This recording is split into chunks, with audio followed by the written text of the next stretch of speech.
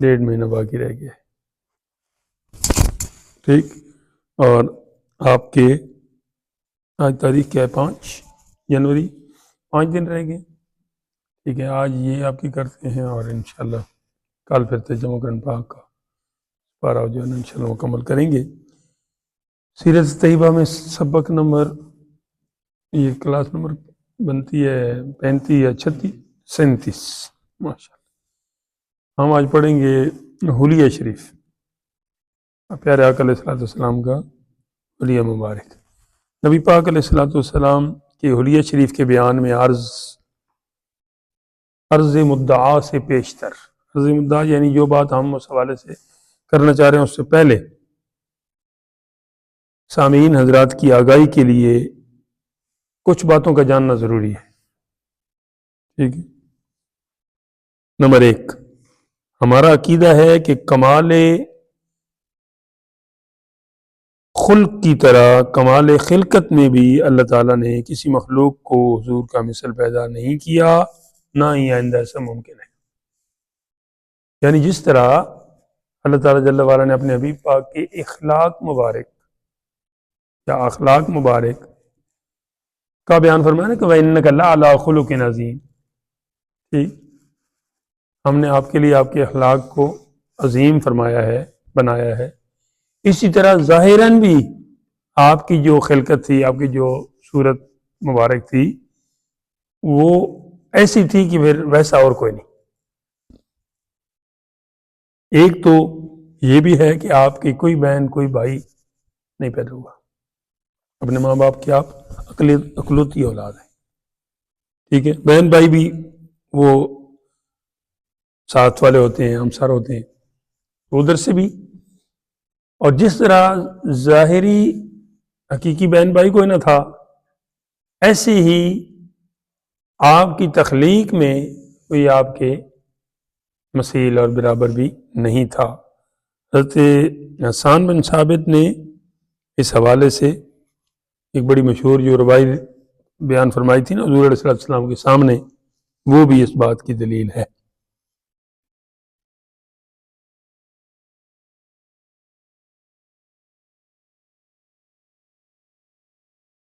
یہ عبدالوہاب کو ادھر بلا کر نہیں پیدا کیا اللہ نے مثل محمد کا کبھی، اور مجھے یقین ہے کہ وہ نہ پیدا کرے گا۔ حضرت حسان بن ثابت نے تو یوں کہا تھا کہ خلقت مبرأ من کل عیب واحسن منک لم تر قط عینی، ادھر آ جاؤ، کہ آپ سے زیادہ حسین ہرگز میری آنکھ نے نہیں دیکھا۔ بس آپ ادھر کھڑے ہو جائیں اور ایک بازو مشرق کی طرف اور ایک مغرب کی طرف کر لیں، ہاں ایسے کیا بھائی سیدھے کھڑے۔ وَأَحْسَنُ مِنْكَ لَمْ تَرَ قَطُّ عَيْنِي، اور دوسرا انہوں نے کہا تھا کہ وَأَجْمَلُ مِنْكَ لَمْ تَلِدِ النِّسَاءُ، آپ سے جمیل اور خوبصورت ترین کسی عورت نے جنا ہی نہیں ہے۔ تو اس شعر کے مفہوم میں بھی یہی بات ہے۔ نمبر 2، پہلا عقیدہ تو یہ ہے نا کہ جس طرح آپ کا اخلاق سب سے بلند و بالا ہے، ایسے ہی آپ کی تخلیق کا معاملہ بھی سب سے بلند و بالا ہے، بالکل کندھوں کے برابر۔ نمبر 2، جن بزرگوں نے حضور صلی اللہ علیہ وسلم کا حلیہ مبارک بیان کیا ہے، انہوں نے اگرچہ حضور کے اوصاف کے بیان میں حسب طاقت بشری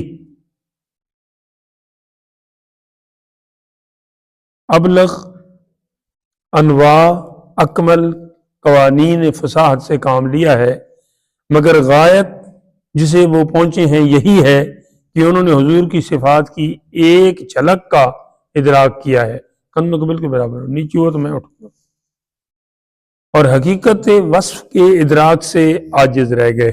یعنی جو کچھ جنہوں نے دیکھا تھا ان کی زبانی ان تک پہنچا نسل در نسل، وہ بھی ایک گنا یعنی ایک اینگل سے وہ بیان کر سکے، جو اس کی اصل تھی اس تک پہنچنے سے وہ عاجز رہ گئے، کیونکہ خود آقا علیہ السلام نے فرمایا ایک دن حضرت ام المومنین سیدہ عائشہ صدیقہ رضی اللہ تعالی عنہا بنت صدیق رضی اللہ عنہما، آپ نے نا ایک پیارے آقا علیہ السلام کو دیکھا کہ آپ باہر سے آ رہے ہیں اور آپ کے جسم پر کوئی بارش کی آثار نہیں ہے، تو آپ نے عرض کی سرکار بارش نہیں ہو رہی باہر؟ میرے آقا علیہ السلام نے فرمایا عائشہ باہر تو دھوپ ہے۔ وہ کہتی ہیں جی بارش ہو رہی تھی۔ فرمایا تو نے کہیں میری چادر نہ کر لی ہو؟ ابھی یہ چیز ہے، تو نے کہیں میری چادر کر لی ہوگی، وہ اللہ تعالیٰ کی رحمت اور انوار کی بارش۔ تو ماشاء اللہ،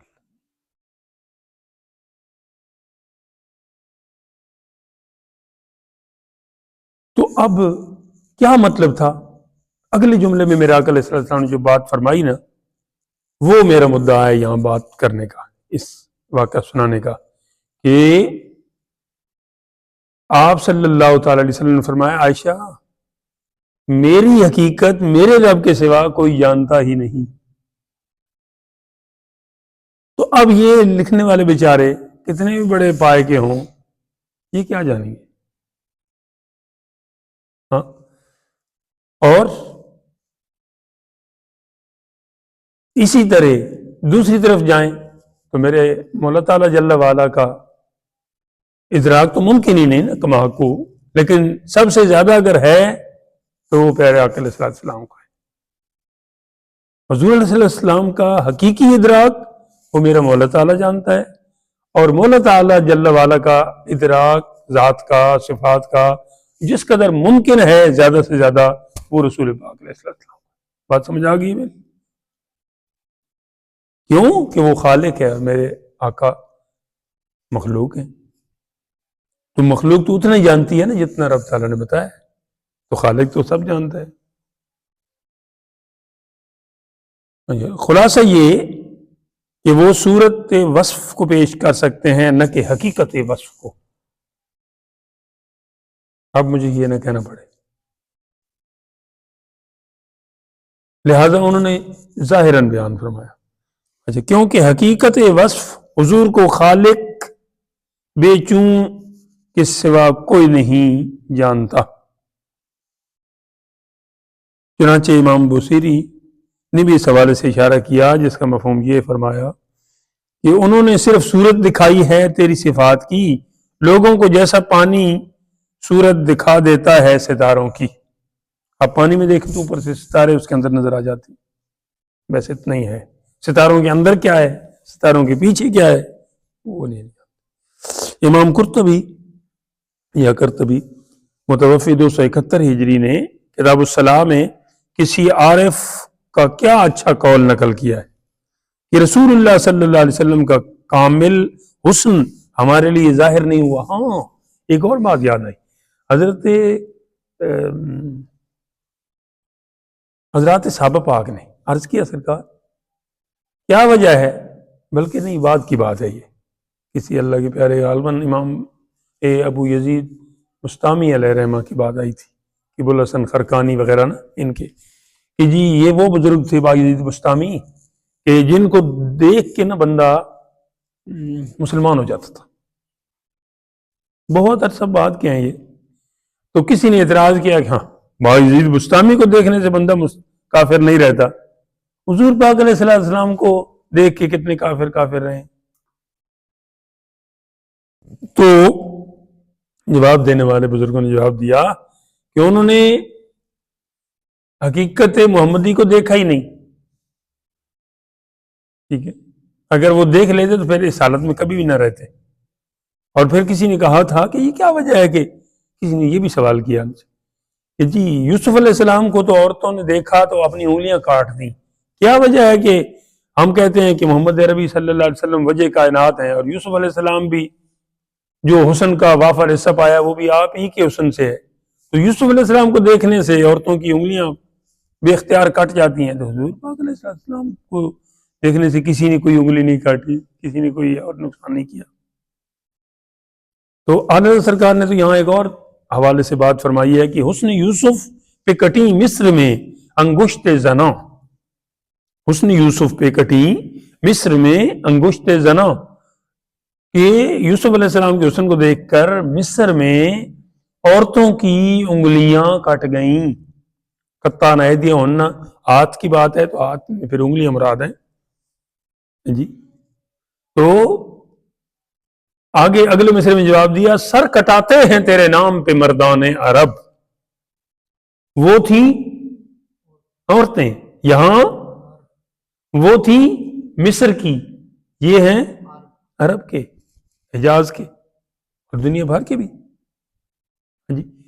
اور وہ انگلیاں ان کی بے اختیار کٹیں، اور یہ سر جان بوجھ کے ارادتاً کٹاتے ہیں، شہادت پیش کرتے ہیں، اور وہ انگلیاں کٹ رہی ہیں، اور یہاں سر کٹے جا رہے ہیں، اور کٹے بھی نہیں کٹوائے جا رہے ہیں ارادت کے حساب سے. تو وہ تو ایک اینگل تو وہ ہے. لیکن یہاں پہ میرے آقا علیہ السلام نے فرمایا کہ یہ میرے حسن کے اوپر پردے ہیں، 70 کے کتنے حجابات ہیں، اور یہ دراصل چونکہ آپ اللہ تعالیٰ کے محبوب ہیں تو اپنا محبوب تو کسی کو دکھاتا نہیں ہے. کوئی آپ کسی کے ساتھ پیار کرتے ہیں نا، اگر کوئی اس کے ساتھ اور کرے تو آپ کو اچھا نہیں لگتا، حالانکہ آپ کو اچھا لگنا چاہیے کہ وہ اسے بھی اچھا لگتا ہے جو آپ کو اچھا لگتا ہے. لیکن اس کو رقیب کہتے ہیں اس اصطلاح میں. ٹھیک، تو رب تعالی نے بھی اس کی غیرت نے بھی گوارا نہیں کیا کہ جو میرا محبوب ہے اس کو کوئی حقیقتاً اور بھی دیکھ سکے، نشان کے لائے. اور حضرت ام المومنین فرماتی ہیں سیدہ عائشہ، کسی نے کہا نا جی کہ کیا وجہ ہے، ادھر تو انگلیاں کٹ گئی تھیں تو ادھر کچھ نہیں ہوا. تو آپ نے فرمایا وہ میرے سرکار کے اوپر حجابات ہیں. اگر وہ عورتیں جنہوں نے یوسف علیہ السلام کو دیکھا تو اپنی انگلیاں ان کی کٹ گئیں، اگر وہ محمد عربی کو دیکھ لیتی تو اپنا دل کاٹ کے پیش کر دیتی. تو یہ جو اللہ کے پیارے ہیں جنہوں نے حلیہ شریف بیان کیا اس حوالے سے، تو وہ بھی صرف ظاہر ہی ہے جہاں تک ممکن تھا بشری طاقت کے مطابق. وعلیکم السلام، سلامتی ایمان، جزاکم اللہ. تو خیر آگے چلتے ہیں. امام قرطبی فرماتے ہیں کتاب الصلاۃ میں کسی عارف کا کیا یہ اچھا قول نقل کرتے ہیں کہ رسول اللہ صلی اللہ علیہ وسلم کا کامل حسن ہمارے لیے ظاہر نہیں ہوا. بات وہی آ گئی، کیونکہ اگر ظاہر ہوتا تو ہماری آنکھیں آپ کے دیدار کی تاب نہ لا سکتی. ایک تو وہ رقابت والا معاملہ تھا، اب میں تیرے نا یہ ہاتھ سائڈوں پہ نا باندھ کے تو پھر رکھوں گا، پھر تو ادھر کرے گا، یہ تیری خوراک ہے. نمبر 3، حضور کے اوصاف کے بیان میں جو تشبیہات وارد ہوئی ہیں وہ صرف لوگوں کے سمجھانے کے لیے حسب و عرف و عادات شعراء استعمال ہوئی ہیں، کیونکہ حقیقت میں مخلوقات میں سے کوئی شے آپ کی صفات خلقیہ و خلقیہ کی مماثل اور معادل نہیں. مماثل کا کیا مطلب ہوتا ہے؟ مثل، برابر، اور معادلت یہ جو ہے نا یہ عدول یا عدل، یہ بھی برابری کے معنی میں آتا ہے. ٹھیک، عدول تو خیر آگے نکل جاتا ہے، عدل انصاف. نمبر 4، اعضائے شریف. اعضاء عضو کی جمع ہے، عضو جسم کے ایک حصے کو کہتے ہیں، یہ ایک عضو ہے، یہ پورا ہاتھ، اور پھر اس کے اندر بھی یہ عضو ہے، اور پھر اس کے اندر بھی یہ عضو ہے، یہ ایک پوٹا، اسے پورا کہتے ہیں اردو میں. کیا کہتے ہیں؟ پورا. اور قرآن پاک کی زبان میں بنان، سورہ انفال کے دوسری رکوع میں آیا وَضْرِبُوا مِنْهُمْ كُلَّ بَنَان. ٹھیک ہے، یہ جو جگہ ہے نا یہ بنان کہلاتی ہے، جمع ہو گئی.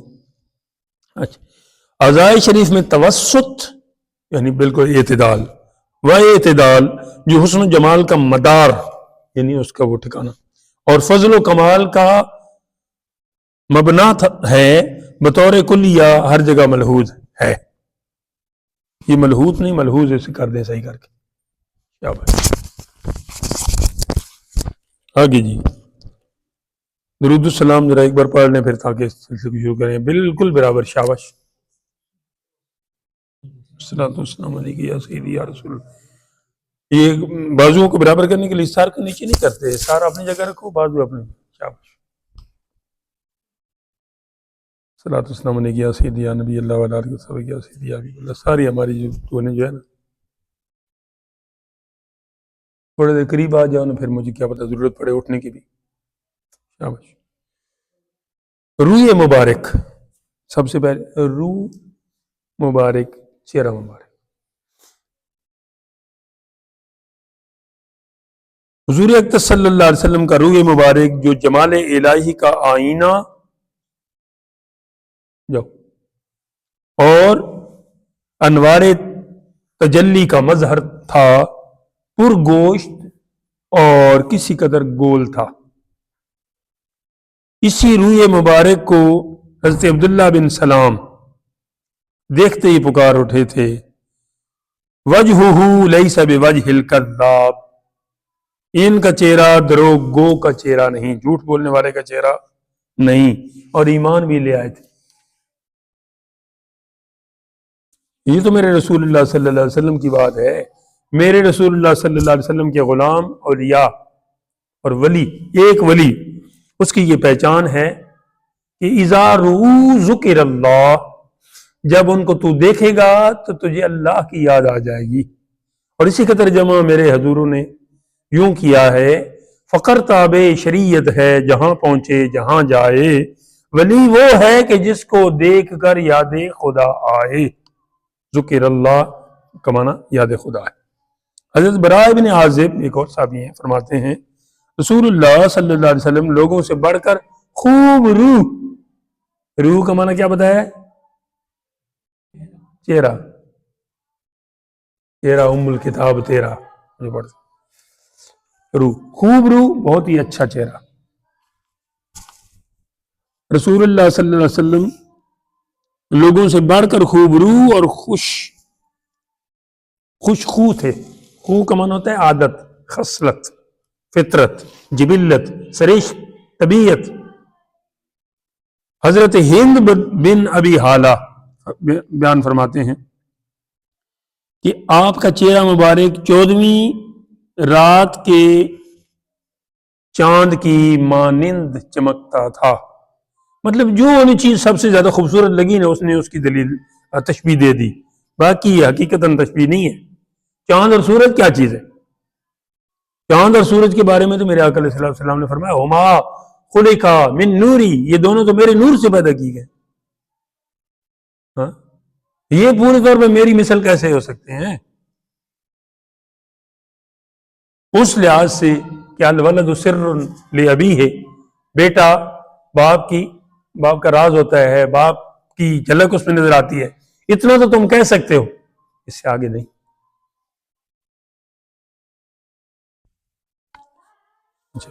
حضرت جابر بن سمرہ کا بیان ہے کہ میں نے رسول اللہ صلی اللہ علیہ وسلم کو چاندنی رات میں دیکھا۔ ابھی جو رات گزری ہے نا، اس سے پچھلی والی رات 14ویں رات تھی۔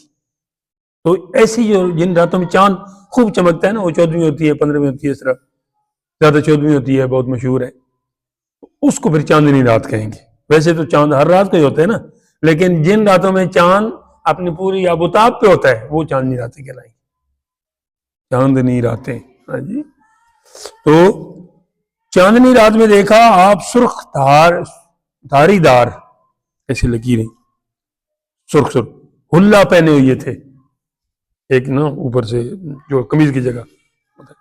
میں کبھی چاند کی طرف دیکھتا، کبھی آپ کی طرف، بے شک میرے نزدیک آپ چاند سے زیادہ خوبصورت تھے۔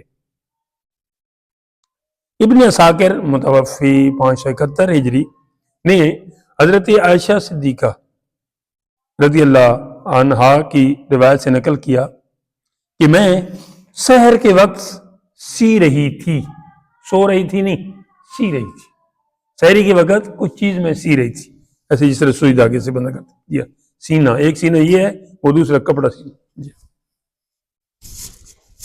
مجھ سے سوئی گر پڑی، میں نے ہر چند تلاش کی، کچھ نہ کچھ تو دیت لگا تھا نا، تبھی کچھ سی رہی تھی، ایسے تو نہیں کہ اندھیرے میں کچھ سی رہی تھی یا خواب میں۔ ہر چند تلاش کی مگر نہ ملی۔ اتنے میں رسول کریم صلی اللہ علیہ وسلم تشریف لائے. آپ سحری کے وقت کدھر گئے تھے؟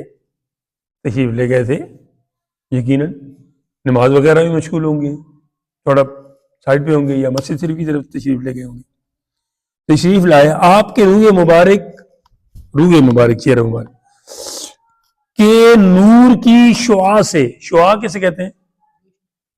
شعاع کہتے ہیں کرن کو, یہ سورج کی کرنیں شعائیں, ٹھیک ہے, چھٹ کے آتی ہیں جب ایسے شعاع سے مجھ سے اچھا میں وہ سوئی نظر آئی, چمک گئی نا وہ, جیسے آپ ایسے لائٹ لگائیں تو کوئی چیز چمکدار ہو تو وہ فوراً اسے پکڑ لیتی ہے ایسی. میں نے ماجرا آپ سے عرض کیا, آپ نے فرمایا اے حمیرہ یا حمیرہ, یہ آپ پیار سے کہتے تھے انہیں, سختی و عذاب ہے, 3 دفعہ فرمایا اس شخص کے لیے جو میرے چہرے کی طرف دیکھنے سے محروم کیا گیا. یعنی جو اس وقت لوگ موجود تھے اور انہوں نے مجھے نہیں پہچانا, ان کے لیے سختی اور عذاب ہے. تو کیوں درتے نہیں آیا ہو بد نصیبہ, ہزاراں رنگاں وچ رنگیندے محمد صلی اللہ تعالی علیہ وآلہ وسلم.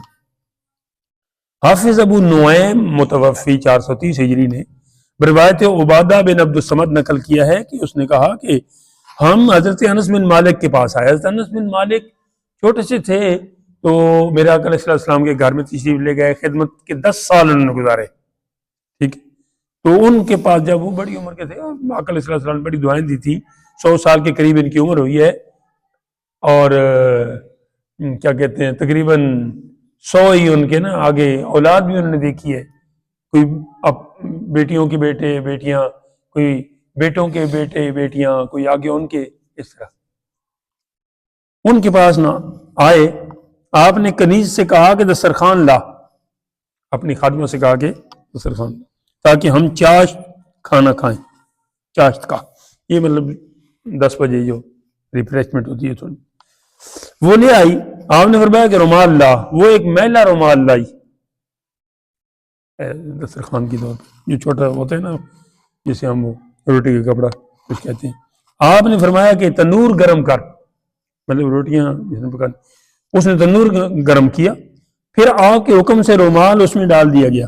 وہ کپڑے کا رومال ہے, تندور جلتے تندور آگ لگی ہوئی ہے, ڈال دیا گیا. وہ ایسا فرمایا کہ تندور گرم کر, اسے تندور گرم کیا, پھر آپ کے حکم سے رومال اس میں ڈال دیا گیا. وہ ایسا سفید نکلا گویا کہ دودھ ہے.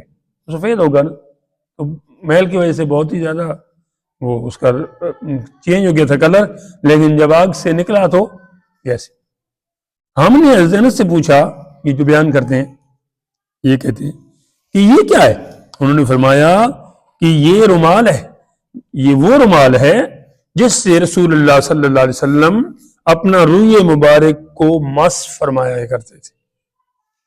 یہ مسا فرمایا کرتے تھے, مس فرمایا کرتے تھے, مطلب منہ مبارک خشک کرتے تھے.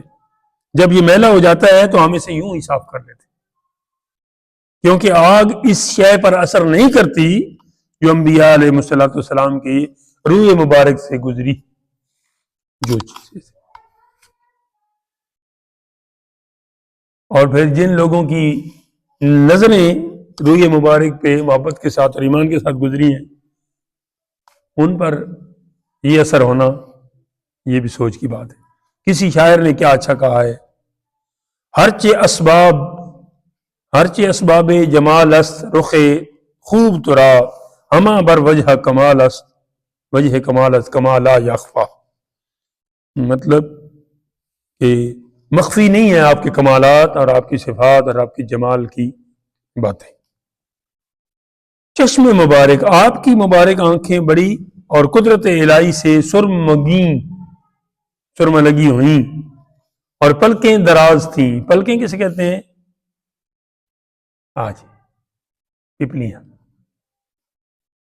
آنکھوں کی سفیدی میں باریک سرخ ڈورے تھے ایسے اس کے اندر. کتب سابقہ میں یہ بھی آپ کی علامت نبوت تھی.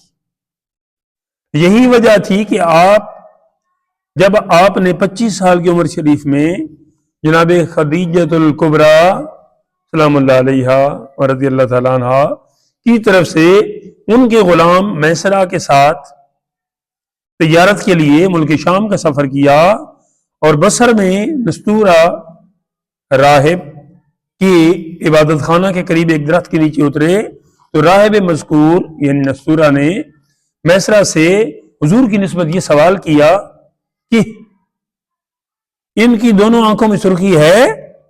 میسرہ نے جواب دیا ہاں، اور وہ سرخی آپ سے کبھی جدا نہیں ہوتی۔ اللہ تعالیٰ نے آپ کے بصر شریف کا وصف قرآن مجید میں یوں بیان فرمایا۔ بصر شریف کا کیا مطلب ہے؟ نظر شریف، ہاں آنکھ شریف کا۔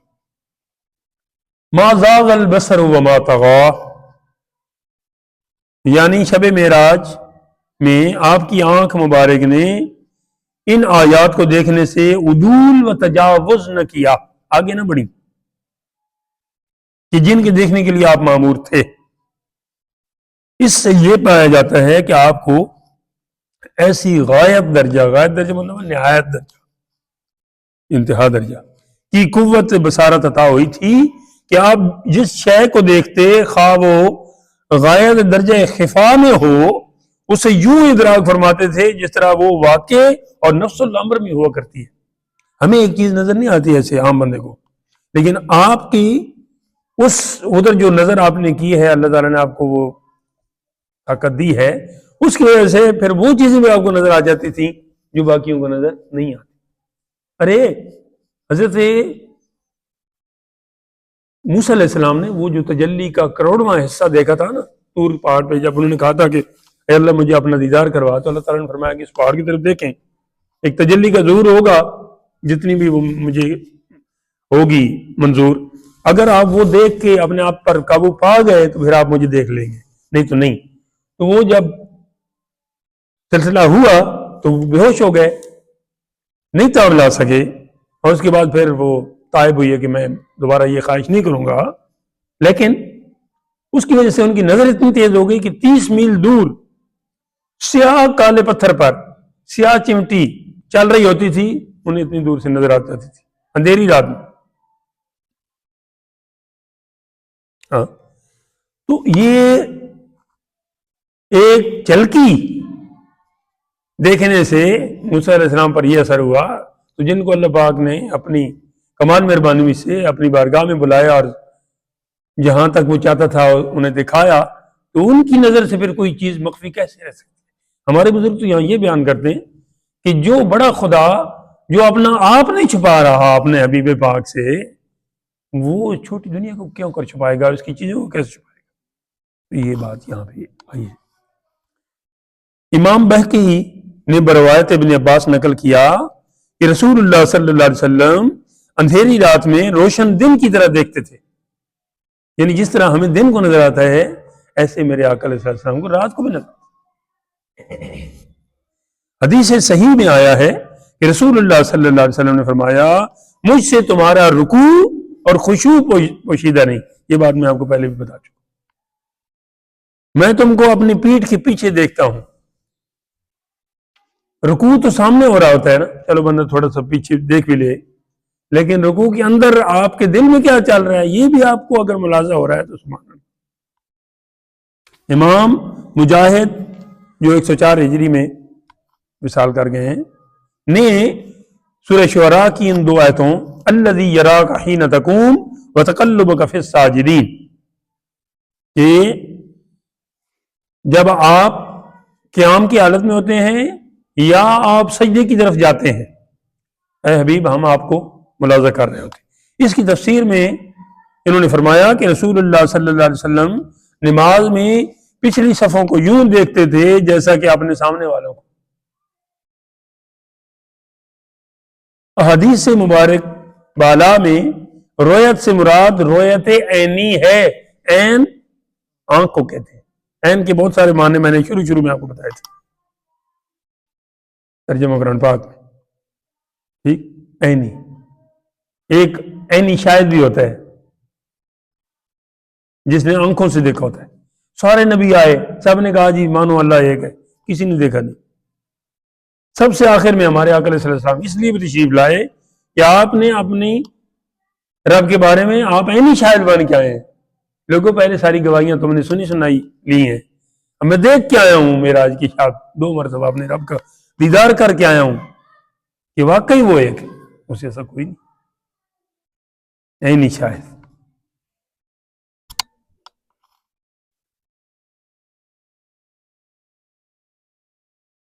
جو اللہ تعالیٰ نے اپنے حبیب پاک صلی اللہ تعالی علیہ وسلم کو بطور خرق کی عادت عطا فرمائی تھی، یہ جو اس طرح کا دیکھنا ہے، رات کا دیکھنا، ان چیزوں کو دیکھ لینا جن کو باقی کوئی نہیں دیکھ رہا، یہ عادتاً تو ایسا نہیں ہوتا نا، ہمیں تو ایسا نظر نہیں آتا۔ تو پھر جو چیز عادتاً نہ ہو اور کسی سے ہو رہی ہو تو پھر اس کو کہتے ہیں خرق عادت۔ یہ بھی آپ کو میں پہلے بتا چکا ہوں، خرق عادت۔ تو اس خرق عادت کے طور پہ رب تعالیٰ نے اپنے حبیب پاک کو یہ چیزیں عطا فرمائی تھی صلی اللہ علیہ وسلم۔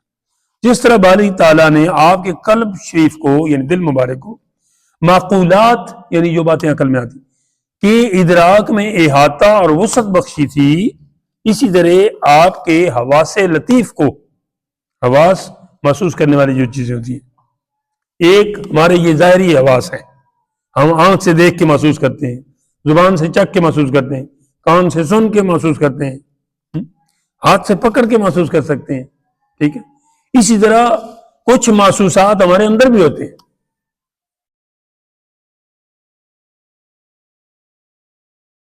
عام طور پہ ان ساروں کو نا چھٹی حس کہہ دیتے ہیں۔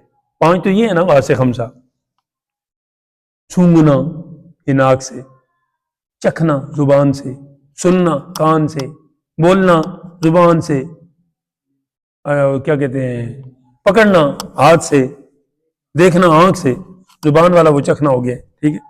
تو یہ 5 ہے نا ہمارے سامنے محسوسات، انہیں آپ حواس سے خمسہ کہتے ہیں۔ تو اس سے بعد بھی اگر کوئی چیز ان 5 کی مدد نہ ہو یا ان کی مدد ہو لیکن وہ پیچھے ہو، اور آپ باقی لوگوں سے بڑھ کر کسی کو پہچان لیتے ہیں یا کوئی بات جان لیتے ہیں، تو کہتے ہیں مجھے چھٹی حس میری بتا رہی تھی۔ وہی مطلب یہ ہے کہ حس 5 ہوتی ہیں، جو حس ہے انسان کی وہ 1 2 3 4 5 ہوتی ہیں، تو چھٹی حس پھر اس لیے اسے کہا جاتا ہے کہ اس کے ذریعے بھی بندے کو ادراک ہو جاتا ہے۔ تو جس طرح ظاہری آپ کے جو آزاد مبارک تھے محسوس کرنے والے، ان کو اللہ تعالیٰ نے اس طرح شان دی تھی کہ ان سے آپ باقیوں سے زیادہ دیکھ لیتے تھے۔ اسی طرح جو انسان کی چھٹی حس ہوتی ہے یا جو روحانی حصے ہوتی ہیں، ان میں بھی میرے آقا علیہ الصلوۃ والسلام کو اللہ تعالیٰ نے باقیوں سے بڑھ کر عطا فرمائی تھی طاقت۔ بات سمجھو نہیں سمجھو؟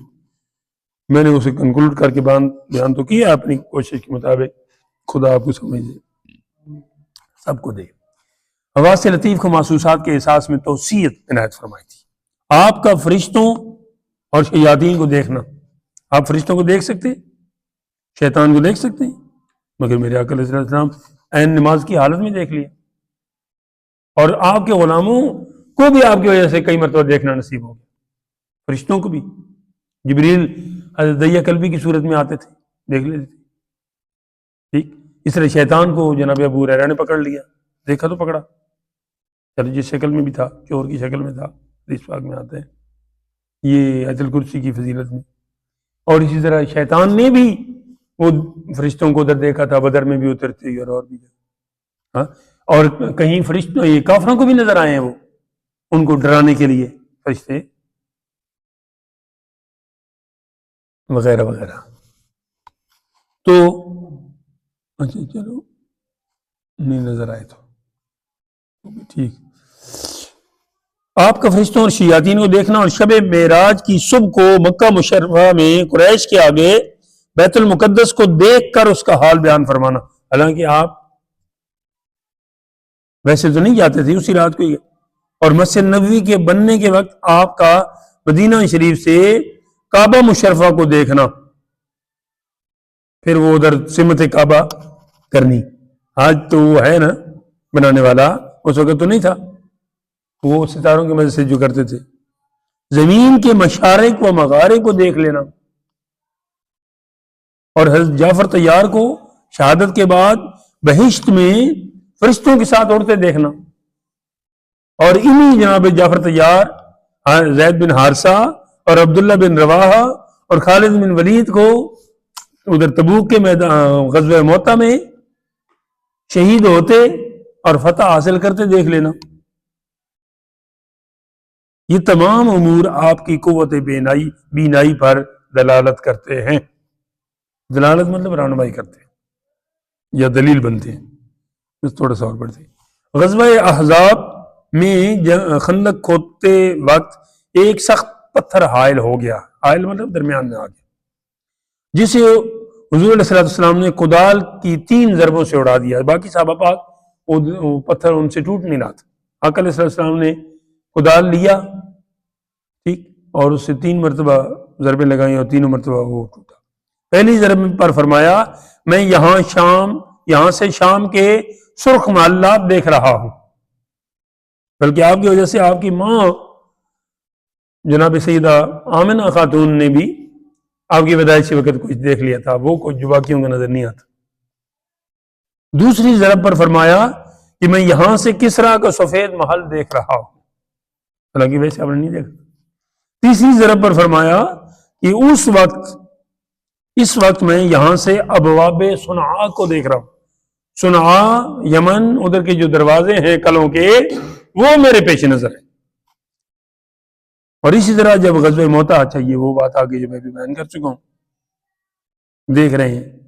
اور ہمارا ایمان ہے کہ ہر بندے کی قبر میں آپ کی تشریف آوری ہوتی ہے اور مردوں کو دیکھتے ہیں، اور اگر ایسا نہیں ہے تو آپ ادھر تشریف فرما ہوتے ہیں اور وہاں سے سامنے آپ کو کیا جاتا ہے۔ تو یہ آپ کی ہے۔ آگے جی، ابرو مبارک، آپ کی بھویں، یہ ابرو ان کو کہتے ہیں، دراز، لمبی اور باریک تھی، اور درمیان میں دونوں اس قدر متصل تھیں کہ دور سے ملی ہوئی معلوم ہوتی تھی۔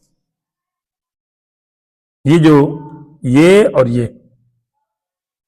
دور سے ملی ہوتی، جب قریب بندہ پہنچتا تو پھر وہ جدا جدا نہ۔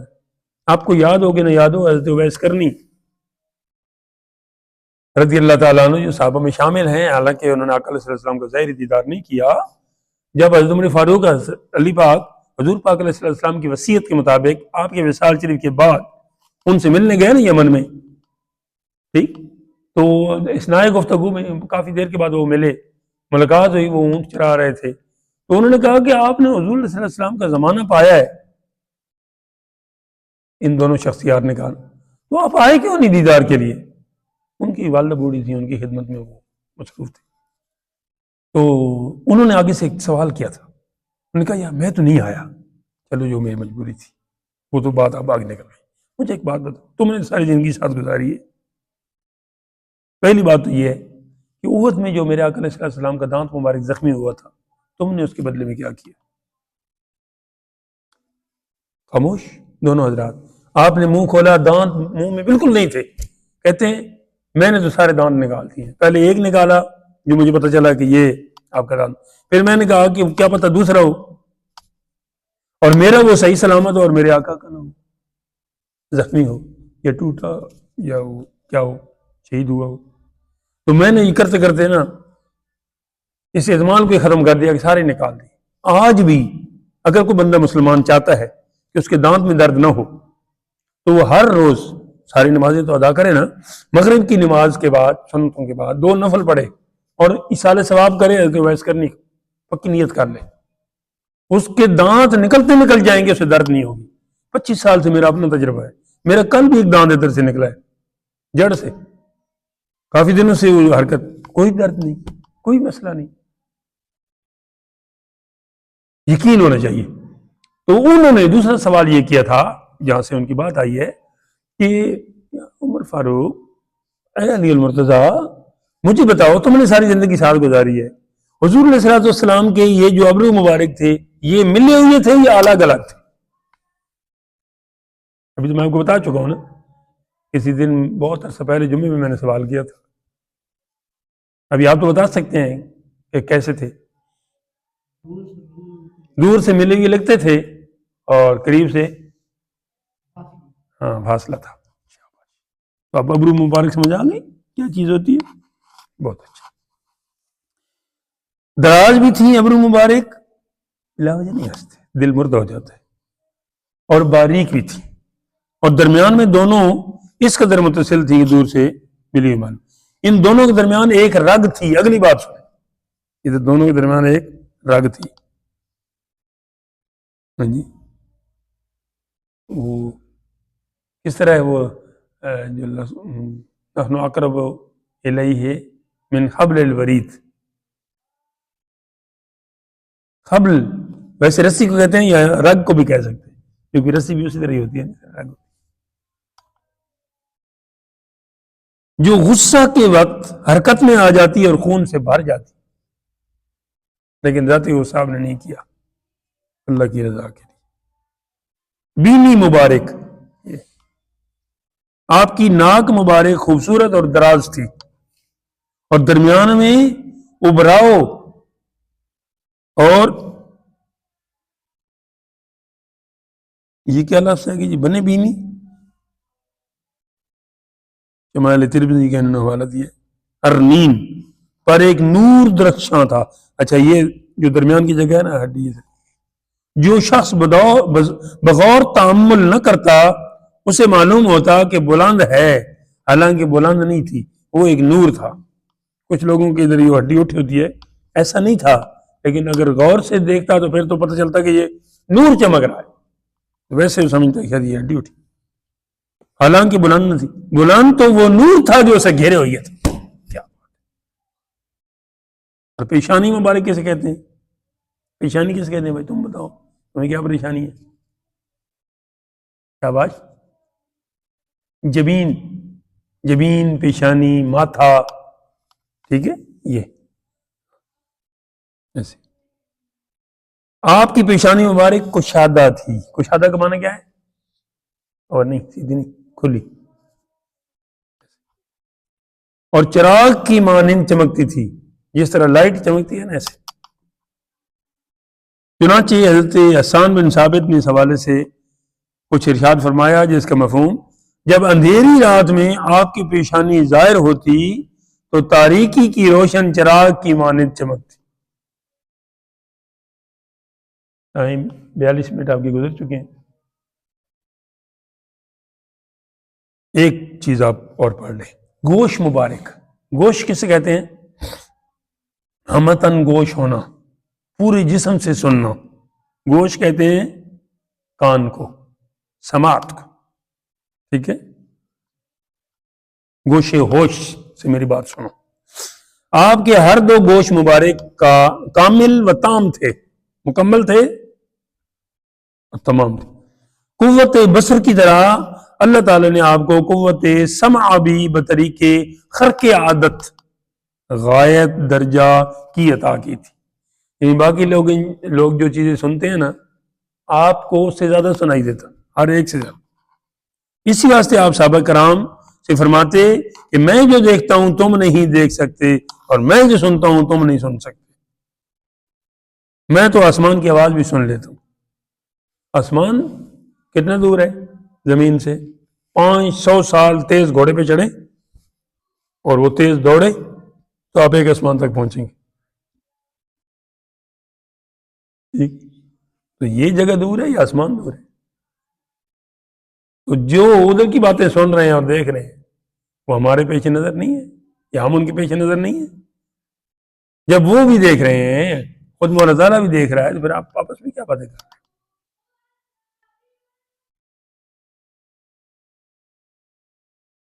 اچھا،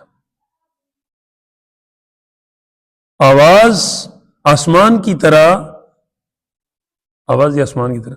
حضرت صلی اللہ علیہ وسلم آسمان کے دروازے کے کھلنے کی آواز بھی سن لیتے.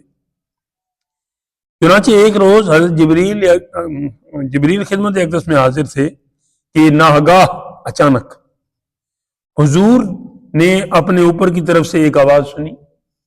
ایسے جو دروازہ کھلتا ہے نا کوئی تو دروازہ آواز کرتا ہے. آپ نے سر مبارک اٹھایا تو حضرت جبریل علیہ السلام نے عرض کیا کہ یہ آسمان کا ایک دروازہ ہے جو آج ہی کھلا ہے، آج سے پہلے کبھی نہیں کھلا. آگے دہان مبارک ہے، انشاءاللہ اس کو ہم اگلے سبق میں پڑھیں گے۔ اللہ تعالیٰ پیارے آقا علیہ الصلوۃ والسلام کی سیرت سب کو ہمیں پڑھنے سمجھنے کی اور آپ کی سیرت کے مطابق عمل کی توفیق عطا کرے۔ کوئی بات غلط نکلی اللہ تعالیٰ معاف کرے۔ آخر دعوانا الحمدللہ رب العالمین۔